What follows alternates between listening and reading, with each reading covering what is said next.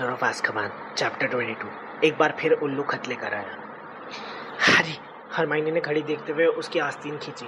हमारे पास अस्पताल में वापस लौटने के लिए बस 10 मिनट है और इस दौरान हमें किसी को नहीं दिखना है। 10 मिनट बाद डंबलडोर दरवाजे पर ताला लगा देंगे। ठीक है, हैरी ने आसमान से नजरें हटाते हुए कहा। चलो फिर। वो दोनों उनके पीछे बने दरवाजे से निकले और पत्थर की सीढ़ियों से नीचे उतरे। जैसे ही वो नीचे पहुंचे उन्हें आवाज़ें सुनाई दी। वो दीवार से टिक कर खड़े हो गए और सुनने लगे। ये आवाज़ें फज और स्नेप की लग रही थी, जो सीढ़ियों के पास वाले गलियारे में तेज़ी से आ रहे थे। स्नेप कह रहे थे, सिर्फ यही आशा है कि डंबलडोर कोई मुश्किल ना खड़ी करे। दम पिशाच ब्लैक को एकदम से चूम लेंगे ना। जैसे ही मैकनेयर दम पिशाचों को लेकर आएगा वैसे ही। ब्लैक के मामले में मुझे बहुत परेशानियां हुई है, मैं बता नहीं सकता। दैनिक जादूगर को ये बताने के लिए मैं कितना बेताब हूँ कि आखिरकार हमने उसे पकड़ लिया। मुझे लगता है स्नेप वो तुम्हारा भी इंटरव्यू लेंगे और जब हैरी का दिमागी संतुलन सही हो जाएगा तो मुझे उम्मीद है कि वो भी दैनिक जादूगर को बताएगा कि तुमने उसे कैसे बचाया था। हैरी ने दांत भींच लिए। जब स्नेप और फज छिपे हुए हैरी और हरमाइनी के पास से निकले तो हैरी को स्नेप की कुटिल मुस्कुराहट की झलक दिखी। उन लोगों के कदमों की आवाज़ आना बंद हो गई। हैरी और हरमाइनी ने कुछ पल इंतजार किया क्योंकि वो तसल्ली करना चाहते थे कि फज और स्नेप चले गए हैं, और फिर वो उनकी विपरीत दिशा में भागने लगे। उन्होंने एक सीढ़ी पार की, दूसरी सीढ़ी उतरे। अब वो एक नए गलियारे में थे। तभी उन्हें आगे किसी के खिलखिलाने की आवाज़ सुनाई दी। पीव्स है, हैरी ने हरमाइनी की कलाई पकड़ते हुए कहा। यहाँ अंदर आओ। वो लोग सही समय पर बाईं तरफ वाले खाली क्लासरूम में घुस गए। पीयूष गलियारे में खुशी में उछल रहा था और ठहाके लगा रहा था। ओह, ये तो भयानक है। मैं शर्त लगा रही हूँ वो इतना खुश इसलिए है क्योंकि दमपिशाच सीरियस को खत्म करने आ रहे हैं। 3 मिनट बचे हैं हैरी, उसने घड़ी देखकर कहा। उन्होंने पीव्स की हंसी की आवाज़ के दूर जाने का इंतजार किया। इसके बाद वो कमरे से बाहर निकले और एक बार फिर भागने लगे। हैरी ने हाँफते हुए कहा, हरमाइनी, क्या होगा अगर हम वक्त पर अंदर नहीं पहुँच पाए, अगर डंबलडोर ने दरवाजे पर ताला लगा दिया? मैं सोचना भी नहीं चाहती। 1 मिनट बचा है। जब वो लोग अस्पताल के प्रवेश द्वार तक जाने वाले गलियारे में पहुंचे तो हरमाइनी तनाव भरी आवाज़ में बोली, ठीक है, मुझे डंबलडोर की आवाज़ आ रही है, चलो है। वो गलियारे में रेंगते हुए आगे बढ़े। दरवाज़ा खुला और उन्हें डंबलडोर की पीठ दिखी। मैं बाहर से ताला लगा कर जा रहा हूँ इस समय। उन्होंने अपनी घड़ी देखी। 12 बजने में 5 मिनट कम है मिस ग्रेंजर। 3 बार चाबी घुमाने से काम हो जाना चाहिए। Good luck. डंबलडोर ने कमरे से बाहर आकर दरवाज़ा बंद किया और उस पर ताला लगाने के लिए छड़ी निकाली।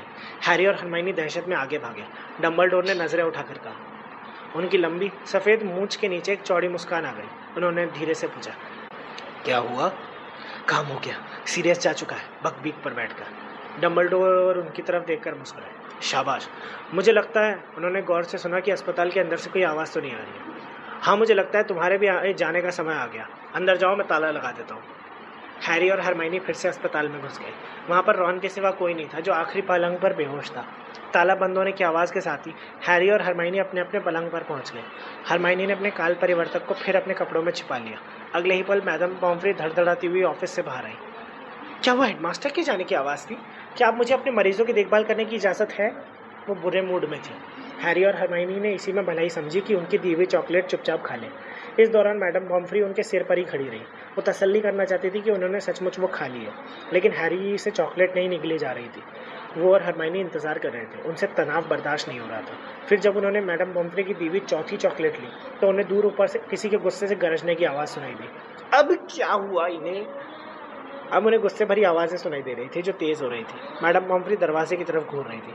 कमाल है, इतनी तेज़ चिल्लाने से तो सब जाग जाएंगे। उन्हें समझ में क्यों नहीं आता कि वो कितना शोर कर रहे हैं? हैरी सुनने की कोशिश कर रहा था कि आवाज़ें क्या कह रही थी। वो करीब आती जा रही थी।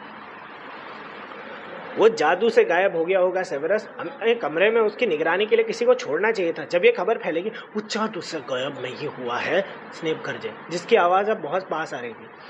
इस महल से कोई जादू से गायब नहीं जा सकता। ये हैरी पॉटर ने किया है। सेवेरस, होश में आओ, हैरी ताले में बंद है। अस्पताल का दरवाज़ा खुला।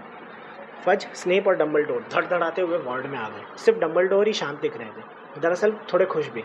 फज गुस्से में थे और स्नेप तो गुस्से में आग बबूला थे। सच सच बताओ पॉटर, वो गरजे, तुमने क्या किया?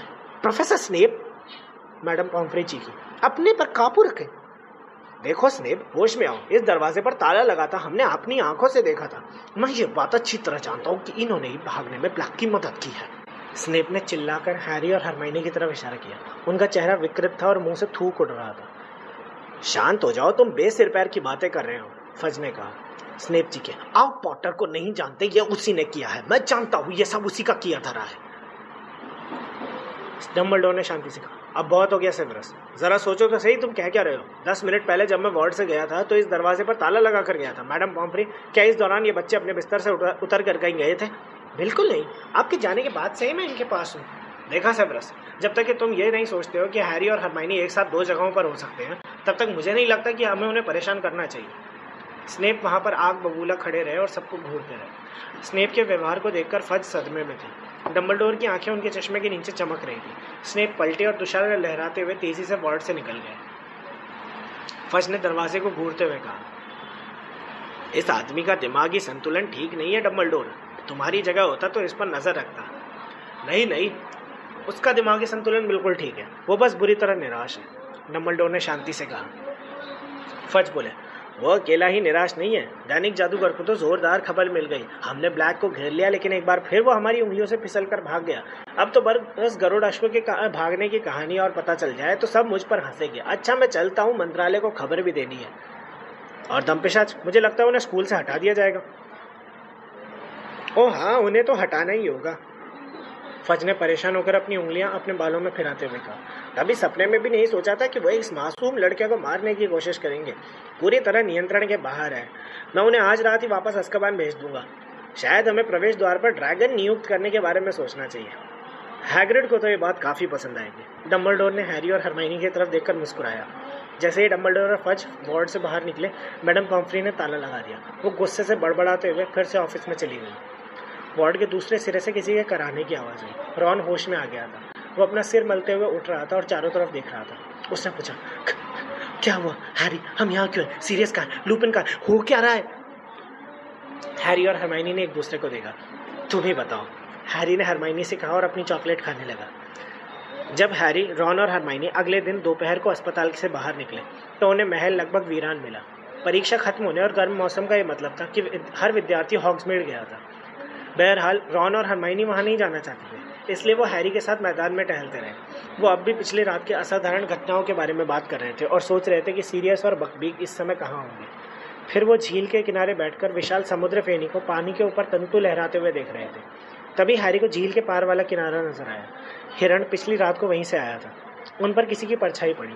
उन्होंने नजरें उठाकर देखा कि हैग्रिड अपने पसीने भरे चेहरे को टेबल क्लॉथ जितने बड़े रुमाल से पोंछ रहा था और अपनी धुंधली आंखों से उनकी तरफ देखकर मुस्कुरा रहा था। उसने कहा, जानते हैं पिछली रात की घटना के बाद हमें इतना खुश नहीं होना चाहिए। हमारा मतलब है ब्लैक फिर भाग गया, लेकिन जरा सोचो तो सही क्या हुआ। क्या?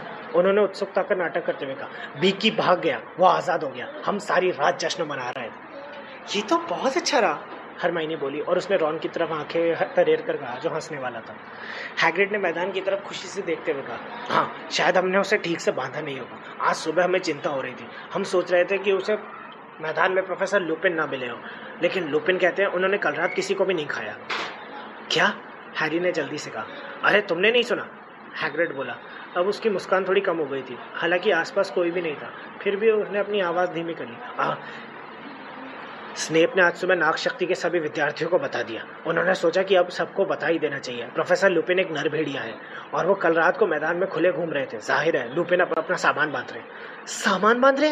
हैरी ने कहा। क्यों? स्कूल छोड़कर जा रहे हैं और क्या, हैग्रिड ने कहा। वो हैरान था कि हैरी ने क्यों पूछा। आज सुबह उन्होंने इस्तीफा दे दिया। वो कहते हैं कि वो दोबारा इस तरह की घटना का जोखिम नहीं लेना चाहते। हैरी खड़ा हो गया।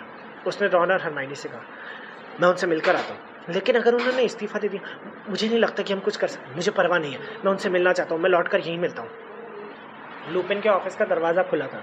वो अपना ज़्यादातर सामान पैक कर चुके थे। ग्रिंडलो का टैंक उनके पुराने सूटकेस के पास रखा था, जो खाली था। उनका सूटकेस खुला हुआ और लगभग पूरा भर चुका था। लुपिन अपनी डेस्क पर रखे किसी चीज़ पर झुके हुए थे और उन्होंने तभी ऊपर देखा जब हैरी ने दरवाजे पर दस्तक दी। मैंने तुम्हें आते देख लिया था, लुपिन ने मुस्कुराते हुए कहा। उन्होंने उस चर्म पत्र की तरफ इशारा किया जिसे वो देख रहे थे। वो हॉगवर्ट्स का नक्शा था। हैरी बोला, अभी मुझे हैग्रिड ने बताया कि आपने इस्तीफा दे दिया है। ये सच नहीं है ना? है ना? अफसोस है कि यही सच है। उन्होंने अपनी डेस्क का ड्रॉर्स खोलकर उसमें रखा सामान निकाला। हैरी ने पूछा, क्यों? जादू मंत्रालय को कहीं ये तो नहीं लग रहा कि आपने सीरियस की मदद की थी? लुपिन ने दरवाज़ा बंद कर दिया। नहीं, प्रोफेसर डम्बलडोर ने फज को विश्वास दिला दिया कि मैं तुम लोगों की जान बचा रहा था। उन्होंने आह भरी। सेवरस के लिए यह आखिरी झटका था और इससे उसने अपना संयम खो दिया।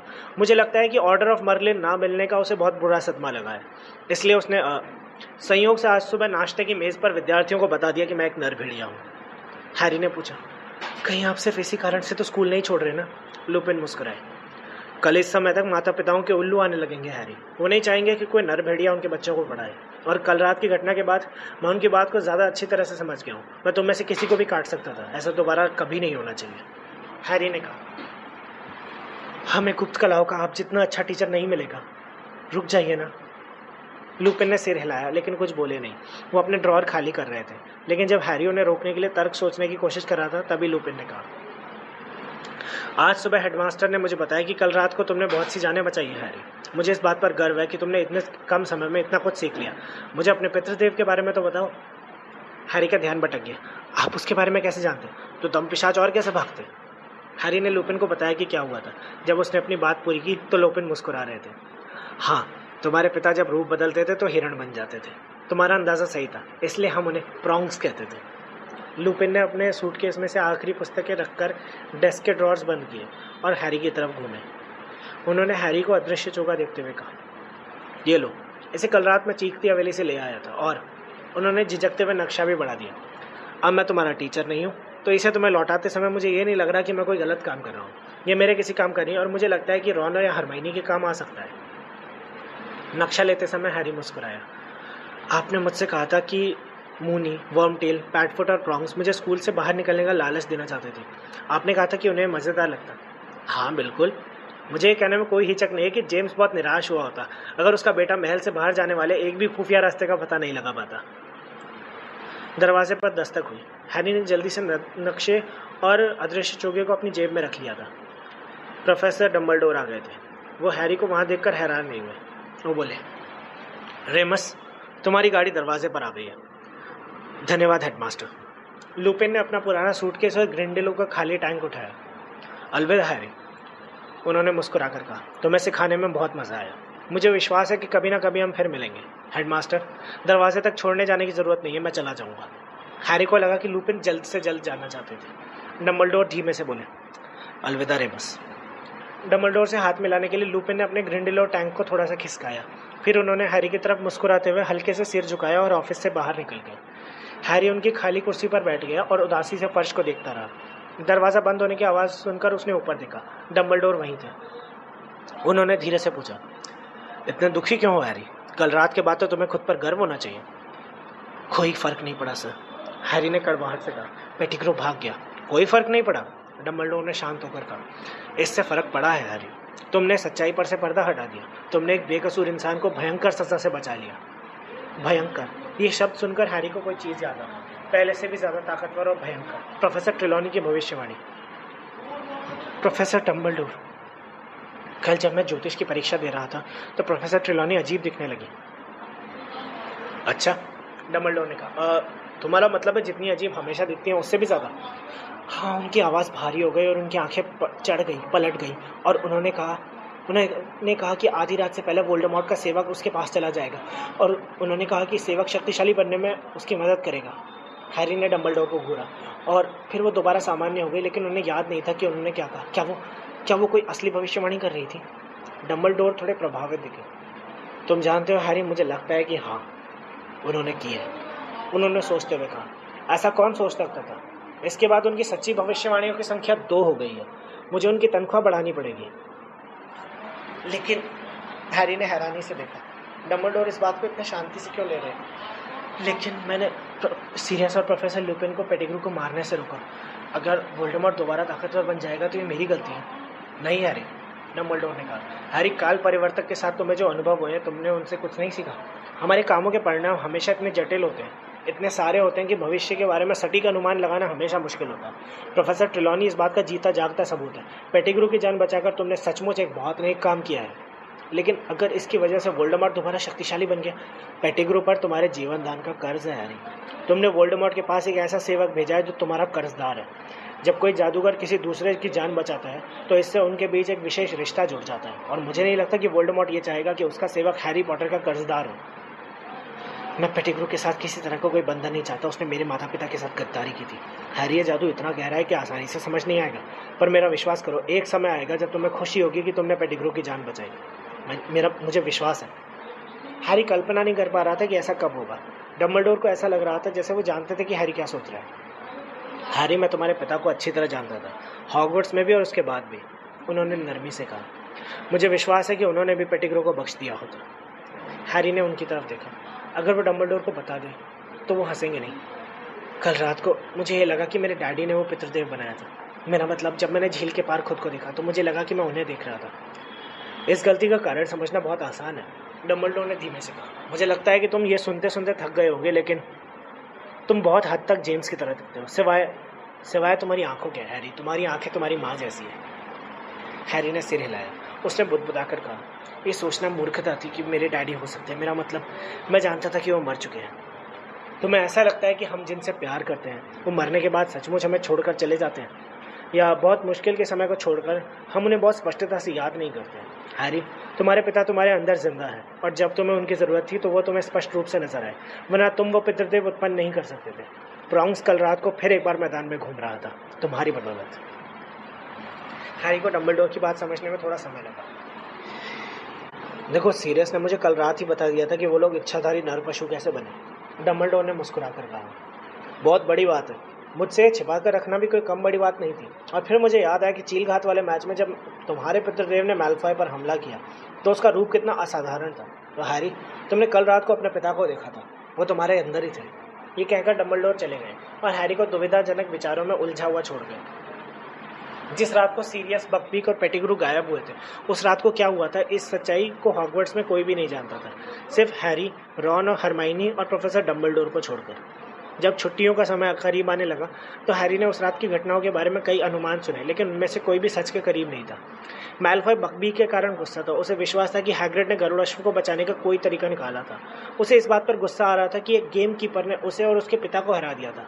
इस दौरान पर्सी सीरियस के भागने के बारे में बहुत कुछ कहना चाहता था। अगर मैं मंत्रालय पहुंच गया तो मैं जादुई कानून पालन में बहुत से संशोधन करूंगा, उसने उस एकमात्र व्यक्ति को बताया जो उसकी बात सुनती थी, उसकी गर्लफ्रेंड पेनिलोप।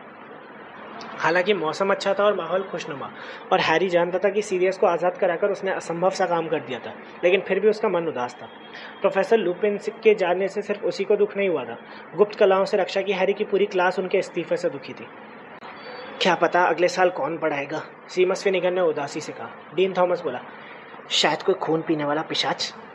हैरी सिर्फ प्रोफेसर लुपिन के जाने के कारण उदास नहीं था, वो प्रोफेसर ट्रिलॉनी की भविष्यवाणी के बारे में भी सोच रहा था। वो सोच रहा था कि पेटिग्रू इस वक्त कहाँ होगा, क्या वो वोल्डेमॉर्ट के पास पहुंच गया होगा। लेकिन हैरी को जो चीज़ सबसे ज़्यादा उदास कर रही थी वो ये थी कि उसे एक बार फिर डर्सली परिवार के साथ रहना होगा, शायद आधे घंटे के लिए, जो उसकी ज़िंदगी का सबसे अच्छा समय था। उसे विश्वास हो गया था कि वो अब सीरियस के साथ रहेगा, जो उसके माता पिता का सबसे अच्छा दोस्त था।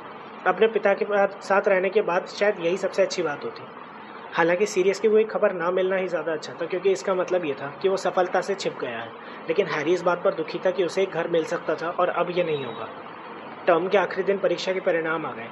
हैरी, रॉन और हरमाइनी हर विषय में पास हो गए। हैरी इस बात पर भी हैरान था कि वो जादुई काढ़े में पास कैसे हो गए। उसे लगा कि डम्बलडोर ने बीच में पढ़कर स्नेप को उसे जानबूझकर फेल करने से रोक दिया होगा। पिछले हफ्ते से स्नेप हैरी से बहुत बुरा व्यवहार करते थे। हैरी को संभव नहीं लगता था कि उसके प्रति स्नेप की नफरत कहीं बढ़ भी सकती थी, लेकिन निश्चित रूप से ये बढ़ तो गई थी। हैरी की तरफ देखते समय स्नेप के पतले मुंह के कोने पर एक मांसपेशी गुस्से से फड़कने लगती और वह लगातार उंगलियां मलते थे, जैसे उनसे हैरी का गला दबाना चाहते हो। पर्सी ने NEWT में टॉप किया था। फ्रेड और जॉर्ज को भी कुछ OWL मिल गए थे, जिस दौरान गरुड़द्वार हाउस लगातार तीसरे साल हाउस चैंपियनशिप जीत गया था। इसमें क्विडिच कप की जीत का काफ़ी योगदान था। इसका मतलब यह था कि साल के अंत में होने वाले जश्न की सजावट लाल सुनहरे रंगों से हुई और जश्न के दौरान गरुड़द्वार के टेबल पर सबसे ज़्यादा शोर शराबा हुआ। यहाँ तक कि जश्न के दिन हैरी ने भी हंसते हुए खाया पिया और बातें की। खुशी के इस माहौल में वो भूल गया कि अगले ही दिन उसे डर्सली परिवार के पास जाना है। अगले दिन सुबह जैसे ही हॉगवर्ट्स एक्सप्रेस स्टेशन से बाहर निकली, हरमाइनी ने हैरी और रॉन को एक आश्चर्यजनक खबर दी। आज सुबह नाश्ते के ठीक पहले मैं प्रोफेसर मैगोनिगल से मिलने गई थी। मैंने मगलू अध्ययन विषय छोड़ने का फैसला किया है। रॉन बोला, लेकिन तुम्हें तो परीक्षा में 320% मार्क्स मिले हैं। हरमाइनी ने गहरी सांस ली। मैं जानती हूँ, लेकिन अब मैं इतना तनाव नहीं झेल पाऊंगी। काल परिवर्तक मुझे पागल कर रहा था, मैंने उसे लौटा दिया है। मगलुओं का अध्ययन और ज्योतिष के बिना मेरा टाइम टेबल फिर से नॉर्मल हो जाएगा। रॉन ने शिकायत करते हुए कहा, मुझे अब भी यकीन नहीं होता कि तुमने हमें इस बारे में नहीं बताया। हम तुम्हारे दोस्त हैं। मैंने वादा किया था मैं किसी को भी नहीं बताऊंगी। हरमाइनी ने गंभीरता से कहा। उसने हैरी की तरफ देखा जो हॉगवर्ट्स को पहाड़ के पीछे ओझल होते देख रहा था। अब 2 महीने बाद ही वो हॉगवर्ट्स को देख पाएगा। ओह हैरी, खुश हो जाओ, हरमाइनी दुख से बोली। मैं ठीक हूँ, बस छुट्टियों के बारे में सोच रहा हूँ।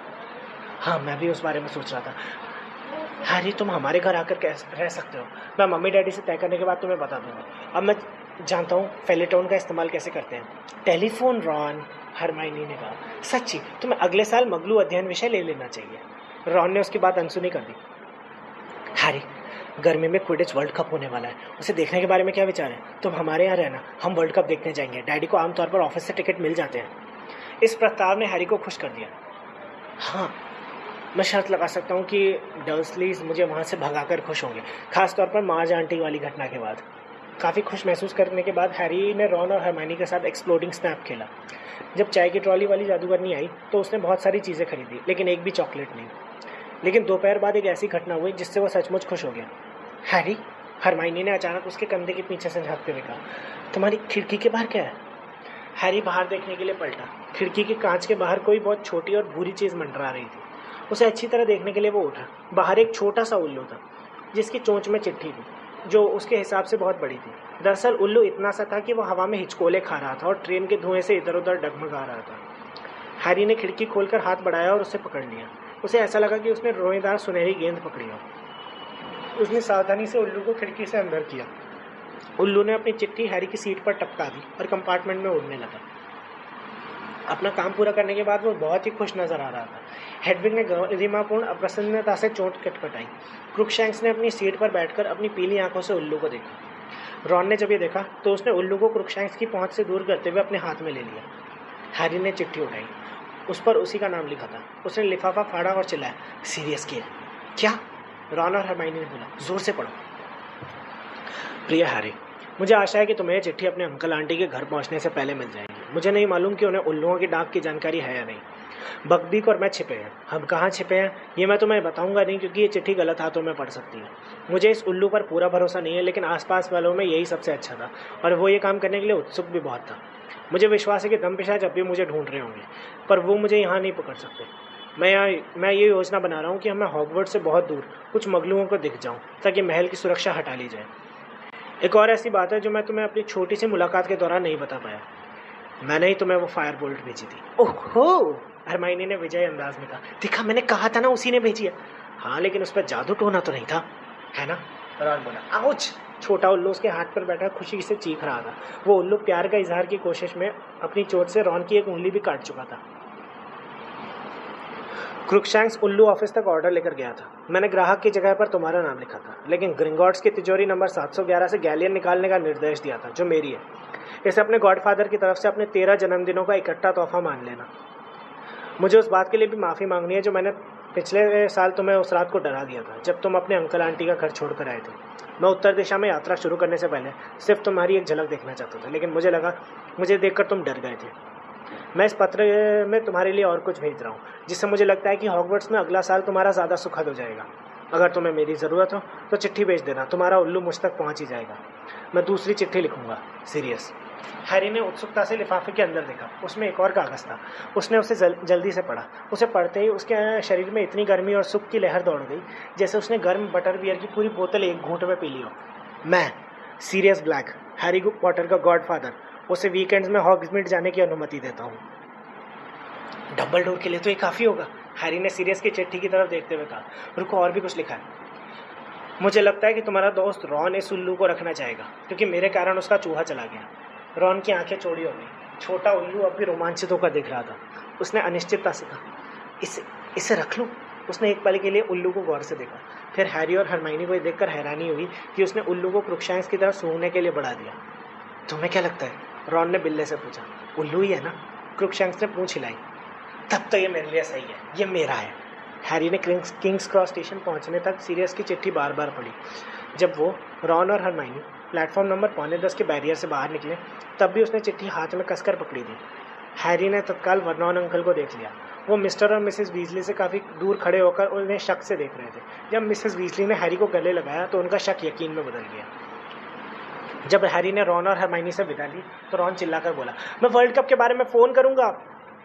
फिर हैरी ने वर्नॉन अंकल की तरफ ट्रॉली धकाई जिस पर उसका सूट और हेडविग का पिंजरा था। वर्नॉन अंकल ने हमेशा की तरह इस बार भी गुर्रा कर उसका स्वागत किया। वो क्या है? तो इन्होंने गुर्रा कर उस लिफाफे को देखा जिसे हैरी अब भी मुट्ठी में पकड़ा था। अगर तुम मुझे किसी फॉर्म पर साइन कराना चाहते हो तो भूल जाओ। ऐसी बात नहीं है, ये मेरे गॉडफादर की चिट्ठी। गॉडफादर? तुम्हारा कोई गॉडफादर नहीं है। वर्नॉन अंकल के होश उड़ गए। है, बिल्कुल है, हैरी ने उत्साह से कहा। वो मेरे मम्मी डैडी के सबसे अच्छे दोस्त हैं। वो एक खूनी है, उन्हें जादूगरों की जेल में डाल दिया गया था, लेकिन वो जेल से भाग निकले हैं, इस वक्त छिपे हुए हैं। वो मुझे चिट्ठी लिखते रहते हैं, मेरी खबर लेते रहते हैं, पता करते रहते हैं मैं खुश हूँ या नहीं। वर्नॉन अंकल के चेहरे पर दहशत देखकर हैरी के चेहरे पर बड़ी सी मुस्कुराहट आ गई। फिर वो अपने सामने हेडविग के पिंजरे को खड़खड़ाते हुए स्टेशन के सामने के वाले दरवाजे की तरफ चलने लगा। वो सोच रहा था कि इस बार की गर्मियों की छुट्टियाँ पिछली बार से बहुत अच्छी जाएगी। That ends Harry Potter and the Prisoner of Azkaban. Thanks for listening.